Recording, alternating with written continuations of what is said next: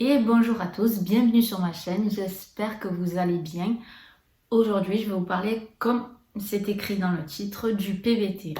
Le PVT, c'est quoi? C'est un permis voyage-travail qui fait partie d'un programme qui s'appelle le programme EIC, Expérience Internationale Canada, qui permet de voyager au Canada. Voilà, ce qui veut dire que je m'expatrie prochainement dans la région de Québec et plus précisément à Montréal. Donc le PVT, exactement, donc c'est un permis voyage-travail. Qui peut prétendre à ce permis? Alors c'est assez restrictif, mais en même temps c'est assez facile de l'obtenir, on va dire. Donc je vais parler que pour les Français parce que pour les Belges c'est toujours un peu approximatif, mais par exemple ce permis il est valable 2 ans alors qu'en Belgique il est valable qu'1 an. Je ne connais pas exactement toutes les règles pour la Belgique, désolé les Belges, mais là je vais vous parler des Français. Pour prétendre à ce permis, il faut que vous ayez entre 18 et 35 ans au moment de la demande du permis. Il faut que votre passeport soit à jour sur la durée totale du permis. Si votre permis finit 5 mois avant les 2 ans, votre permis sera valable 1 an et 7 mois. Il faut aussi que vous ayez des économies, c'est obligatoire. Une semaine avant de partir, il faut que vous ayez minimum 2500 dollars canadiens ou à peu près 1800 euros, avec bien sûr une feuille qui prouve que vous avez cet argent pour montrer à l'immigration quand vous arrivez sur le sol canadien, comme quoi vous avez bien les fonds pour rester chez eux. Si jamais il faut que vous repartiez, que vous ayez assez d'argent pour prendre un billet et repartir chez vous.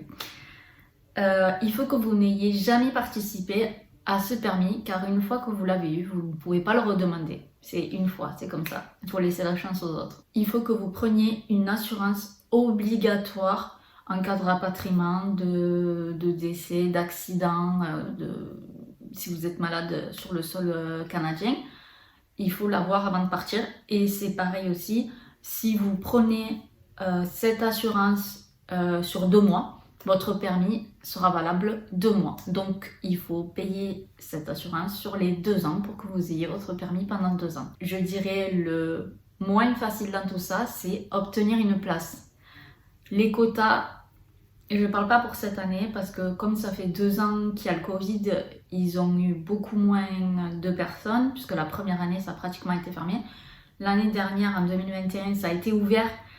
Mais normalement, c'est gratuit, il n'y a pas besoin d'avoir de contrat de travail. Sauf que là, avec le Covid, il fallait vraiment que ce soit des personnes essentielles, donc tout ce qui touche aux hôpitaux.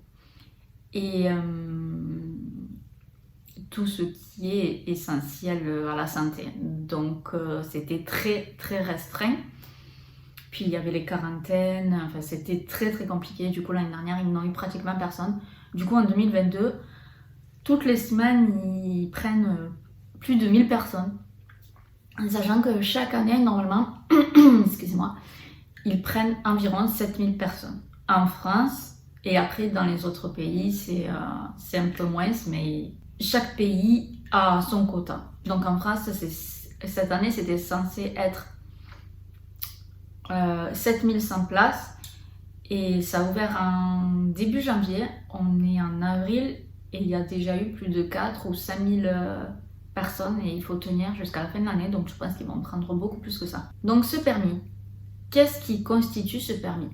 C'est un permis où on n'est pas obligé de travailler. C'est un permis qui nous permet de voyager autant de travailler. C'est-à-dire que si on a un employeur, on peut démissionner et ne plus travailler. On peut démissionner pour aller à un autre employeur. C'est le permis le plus facile pour être au Canada. Après, il y a des permis ouverts et des permis fermés. Permis fermé, c'est-à-dire que pendant 2 ans, on est obligé de rester chez le même employeur. Si vous démissionnez ou si vous êtes licencié, vous rentrez directement en France. Et permis ouvert, vous pouvez travailler d'un employeur à un autre, démissionner ou être licencié et retrouver un employeur. Par contre, vous ne pouvez pas vous arrêter de travailler.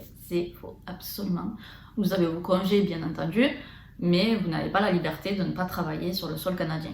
Donc, voilà. Et puis, pour venir de France, il faut forcément, que ce soit pour le permis de travail ouvert ou permis de travail fermé, il faut avoir une promesse d'embauche pour venir sur le sol canadien. Donc ça, c'est le premier point. Donc, les démarches pour obtenir ce PVT. Alors, il faut aller sur le site de l'immigration canadienne. Pour faire simple, dans les recherches, vous tapez IRCC. Vous arrivez sur Google ou peu importe votre navigateur et vous avez écrit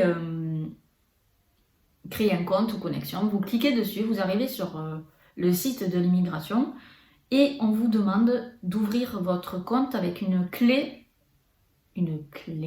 CG, donc les lettres C et G. Si vous n'avez jamais créé de compte, que vous n'êtes jamais allé au Canada, vous, bien sûr, créez une clé CG. Donc, il faudra suivre des étapes. Une fois que vous avez cette clé CG, vous créez votre compte. Sur ce compte, on vous demandera des informations personnelles, votre passeport, votre nom, enfin, tous les trucs de base qu'on demande quand on s'inscrit sur n'importe quel site. Et de là, vous pourrez commencer l'étape de s'inscrire pour avoir ce permis du programme EIC, Expérience Internationale Canada. Car dans cette catégorie EIC, il y a plusieurs permis. Il y a le permis donc PVT qui permet de voyager et travailler. Il y a le permis pro, pro jeune, donc c'est pareil, c'est pour les jeunes d'avoir un contrat avec un employeur directement de France. Il y a aussi les stages coop. C'est-à-dire que vous avez envie de faire un stage, vous êtes dans une école, vous avez un stage, un commerce ou je ne sais quoi, ça facilite les échanges. Et après, c'est un autre permis, mais je ne sais pas exactement, ça s'appelle un VIE. Je crois que c'est un peu le rapport avec le jeune pro, il me semble, mais je ne sais pas trop. Voilà, c'est des permis qui nous permettent de partir facilement au Canada. Pour ce qui est des démarches à faire, pour s'inscrire, il y a un site qui s'appelle pvtiste.net. Je vous mettrai toutes les infos en barre d'infos de toute façon. Il y a un tutoriel qui est très bien expliqué. C'est-à-dire que si vous lisez correctement, toutes les étapes sont très bien écrites. Les problèmes rencontrés sont très bien écrits. Si vous avez du mal à suivre, je ferai une vidéo, peut-être pas la semaine prochaine parce que c'est encore les vacances, mais peut-être à la rentrée, parce que j'ai mon fils à m'occuper, et où je vous filmerai complètement le site pour s'inscrire et je vous dirai les étapes à faire. Comment s'est passée mon expérience à moi pour m'inscrire? Je vais vous expliquer comment s'est passée mon expérience avec celle de mon mari pour s'inscrire sur ce PVT. On s'est inscrit déjà il y a 2 ans. Donc chaque année on fait des demandes et on ne l'avait pas eu. Puis l'année dernière c'était impossible d'y aller, mais on s'était réinscrit quand le site a réouvert. C'était en mars, ça a été beaucoup plus tard. Normalement ça ferme que mois, ça ferme de novembre à décembre, un truc comme ça. L'année dernière avec le Covid ça a ouvert en mars. Comme ça a ouvert, on s'est inscrits tous les deux. On s'est inscrits, on n'a pas été choisis. Ça a fermé en novembre 2021, ça a réouvert en janvier 2022. Janvier 2022, l'immigration nous dit que c'est pas la peine de se réinscrire si on est déjà inscrit. On sera quand même dans le bassin. Le bassin, c'est quoi? En fait, quand vous faites, c'est comme si c'est une loterie. Donc vous faites votre inscription. Et quand vous avez fini votre inscription, on vous dit vous êtes bien dans le bassin. Donc c'est comme si on prenait votre ticket, votre numéro, on le met dans un pot. Et tous les gens sont dans ce pot. Puis toutes les semaines, ils tirent un papier, ils disent « Oh, vous avez été choisi !» Voilà, c'est le bassin. Donc c'est une loterie, vous êtes choisi ou pas. Et c'est comme ça, c'est la vie quoi. Et donc ça fait 2 ans qu'on y est dedans et qu'on n'avait pas été choisi. Donc on était déjà inscrit l'année dernière, donc on ne se réinscrit pas. Donc moi j'étais inscrite depuis l'année dernière. Mon mari en fait il a changé son passeport parce qu'il s'arrêtait en 2023 et que si on s'inscrivait en 2022 il fallait jusqu'en 2024. Il fallait qu'il refasse son passeport. Donc il a refait son passeport, du coup il s'est enlevé du bassin, il a recréé un compte pour que son permis, son passeport soit valable sur les 2 ans. Il s'est inscrit je regarde parce qu'il y a plein de dates. Il s'est inscrit le 18 janvier. Le bassin a ouvert le 14 janvier, il me semble, ou le 17 janvier la veille, je sais plus, un truc comme ça. Le bassin, il ouvre. Il s'inscrit le 18 janvier. Le 24 janvier, il est sélectionné. Génial. Donc ça veut dire qu'il a été choisi. Maintenant, il faut qu'il rentre encore des informations. Parce que là, c'était juste des infos de base. Passeport, nom de famille, l'adresse, voilà. Si on est marié, pas marié. Et à partir de là, il nous demande des informations en plus. C'est-à-dire, il fallait tout rentrer encore, tout ce qui est, est-ce qu'on est marié, où est-ce qu'on habite, tout ce qui est travail des 10 dernières années. Il fallait tout écrire, où est-ce qu'on a travaillé, est-ce que le passeport est à jour. On nous demandait plein de trucs sur des maladies, par exemple la tuberculose, si on avait déjà eu l'hépatite B, il me semble, enfin des questions au niveau santé. Il y a beaucoup de chances que si on attrape des maladies, ils ne nous fassent pas rentrer sur le territoire. Et là, les ennuis commencent, c'est-à-dire qu'on remplit le formulaire, et là, les problèmes commencent. C'est-à-dire que on remplissait le formulaire, on le validait, et à chaque fois qu'on le validait, c'est comme si on avait totalement rien fait. On l'a rempli des centaines de fois, il ne s'est jamais validé. Ça nous foutait les nerfs. Pour une fois qu'on était choisi, eh bien ça marchait pas. On a essayé de tous les navigateurs. Navigation privée, navigation publique. D'un Mac, d'un iPhone. Oui, je suis pro Apple, désolée. De l'iPad, d'un ordi normal, de tout ce qui est possible pour se connecter à Internet. Ça ne marchait pas, donc ça venait pas de... On ne sait pas en fait, on ne sait pas d'où ça venait. On a envoyé des mails à l'immigration, c'était que des messages automatiques qui nous disaient essayez de faire ça, essayez de faire ça, en fait ça marchait pas. Le site pvtiste.net, on leur a envoyé des trucs qui nous disent qu'ils pouvaient rien faire en fait, que c'est l'immigration qui gère ça. Il n'y a aucun numéro pour appeler l'immigration canadienne, c'est-à-dire que c'est pour les immigrés. Il y a un numéro, mais si vous voulez appeler, vous pourrez le faire que du Canada. Donc, ça rend fou, mais complet. C'est-à-dire qu'on ne pouvait pas appeler. On a un ami qui vit à Montréal, on lui a demandé d'appeler ce numéro pour nous. Et en fait, donc il a commencé à parler, ils ont dit qu'eux, ils pouvaient rien faire, qu'il fallait qu'une tierce personne les aide. Donc lui, ce qu'il a dit, c'est que, en fait, lui, ce n'était pas nous.